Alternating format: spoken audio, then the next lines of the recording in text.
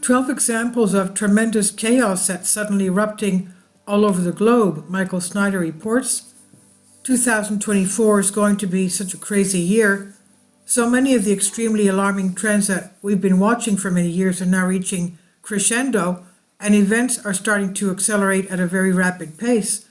Last week I wrote about 3 major developments which have enormous implications for all of us. Today I'm going to tell you about a dozen.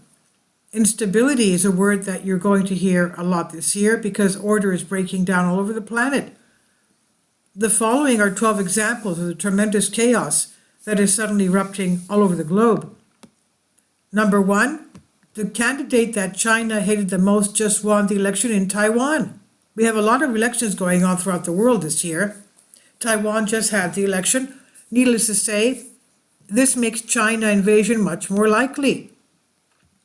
Voters in Taiwan elected Vice President Lai Ching-te as their next president on Saturday, defying warnings from Beijing not to support a candidate that has called a separatist and a troublemaker. The election, which China had described as a choice between war and peace, could test recent efforts by Beijing and Washington to repair relations that in recent years had fallen to their lowest point in decades. The status of Taiwan, one of the strongest democracies in Asia, is among the most sensitive issues between the two superpowers, and focus will now turn to any potential show of force from Beijing in response. As I've been warning my readers for a long time, the moment that China invades Taiwan will be at war, we will be at war with the Chinese.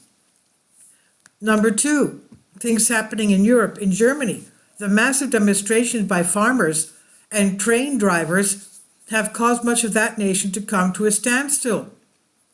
In Germany, where workers and bosses run many companies jointly, a big strike is unusual.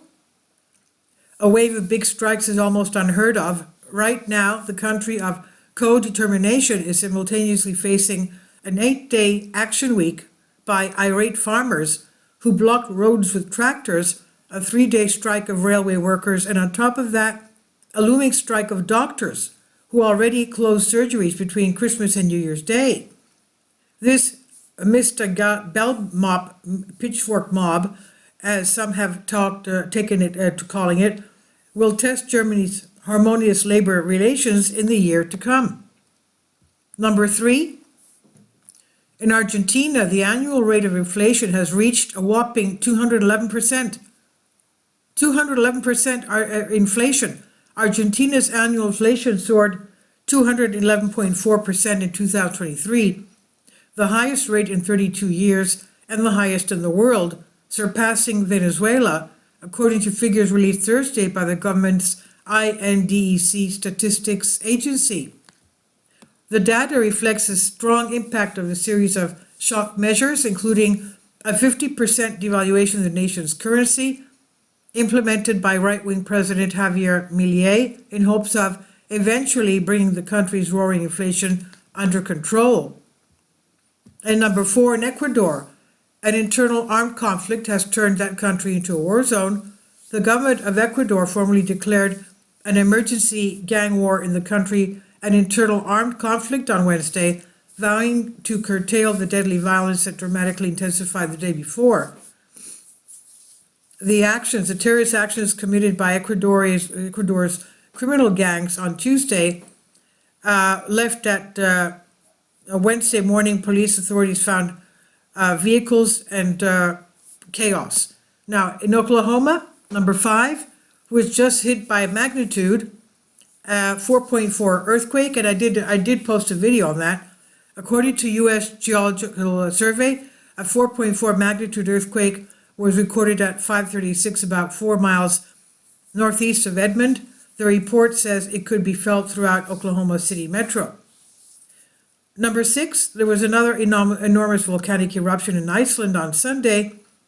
A volcano erupted in southwest Iceland early Sunday, sending lava flowing towards a nearby town, that's Grindavik, of course, for the second time in a few weeks, authorities said. Of course, Grindavik was evacuated before all this happened. The eruption began north of the town of Grindavik just before 8 a.m. UTC, the Icelandic Meteorological Office said. The town was evacuated Sunday as fears of an imminent eruption rose following multiple earthquakes, of course, in the area. Barriers of earth and rock were built in recent weeks in a bid to prevent lava from reaching Grindavik, but authorities said the last eruption has apparently breached those defenses. Number 7, in Russia, Dmitry Medvedev is warning that any deployment of British troops in Ukraine would be a declaration of war, quote-unquote. Former Russian President Dmitry Medvedev, now Deputy Chairman of Russia's Security Council, made the comments in response to a visit by British Prime Minister Rishi Sunak to Kiev to announce an increase in military funding to help Kiev purchase new military drones.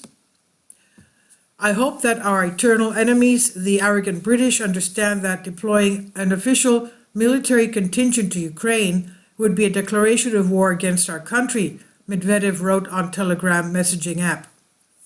Number 8, a coalition led by the United States has conducted 2 rounds of strikes on Houthi targets in Yemen in recent days, but instead of deterring the Houthis, it's just making them even angrier. There were a now threatening strong effective response as regional waters remain on edge for what's coming next. The Houthis repeatedly said that they're not scared of US and UK threats. Now, the Hezbollah, number 9, continued to strike northern Israel, and this ensures that the war in Israel's northern border will continue to escalate. Number 10, the war in the south continues as well. It's being reported that the IDF is planning an operation to seize Gaza's border with Egypt.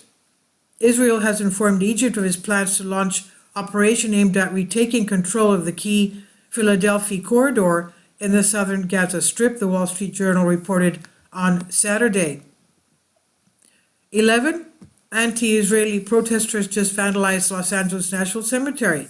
Almost 90,000 U.S. war heroes are buried there, and video posted online showed demonstrators spray painting Free Gaza with an upside-down red triangle at the entrance of the National Cemetery as the protests shut down a major boulevard outside the U.S. Federal Building on Saturday. And 12, on Saturday night, there was a violent riot directly in front of the White House, and anti-Israeli protesters came very close to breaching the White House perimeter. The metal perimeter was shaken so hard that portions of it were damaged, shunting backwards. Secret Service operatives rushed to prevent an absolute breach that would allow the rioters to march towards the actual White House. Now, the pro-Hamas rioters are also flinging dolls over the fences at the White House. Now, if protesters are this violent already, what will they do once the war in the Middle East escalates to a much more intensive level? And what sorts of protests will we see if the U.S. ends up in multiple wars simultaneously? Of course, war is not the only black swan event that we could potentially be facing in 2024. We already have entered a perfect storm, and crisis after crisis is erupting all around us. Many of the experts assure us that nothing is going to happen and that our leaders have everything under control. But if nothing is going to happen, then why are so many billionaires rushing to complete massive survivalist compounds all over the world? And this is by Michael Snyder. And he says about the author, my name is Michael, and my brand new book entitled Chaos is now available in paperback and for Kindle on Amazon. In addition to my new book, I've written 7 other books that are available on Amazon, including 7-Year Apocalypse, Lost Prophecies of the Future America, The Beginning of the End, and Living a Life That Really Matters, commissions earned. When you purchase any of these books, you help to support the work that I'm doing. And one way that you can really help is by sending copies as gifts to family and friends. Time is short, and I need help getting these warnings into the hands of as many people as possible.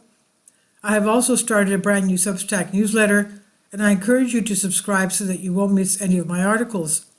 I've published thousands of articles on the Economic Collapse blog, End of the American Dream, and the Most Important News, and the articles that I publish on those sites are republished on dozens of other prominent websites all over the globe. I always freely ask and happily allow others to republish my articles on their own websites, but I also ask that they include this about the author section with each article. The material contained in this article is for general information purposes only, and readers should consult licensed professionals before making any legal, business, financial, or health decisions. I encourage you to follow me on social media, Facebook and Twitter. And any way that you can share these articles with others is definitely a great help. These are such troubled times and people need hope. John 3:16 tells us about the hope that God has given us through Jesus Christ. For God so loved the world that he gave his only begotten Son, that whosoever believeth in him should not perish but have everlasting life. If you have not already done so, I strongly urge you to invite Jesus Christ to be your Lord and Savior today. This is on the Economic Collapse blog by Michael Snyder. Please leave your comments. Thank you for your support. Kindly support my Patreon account. The daily posts are 5 videos daily, and they are totally different from what I have on my YouTube channel. Thank you so much for your support and that you find all my content so interesting. You'll find the Patreon account details in the description box below.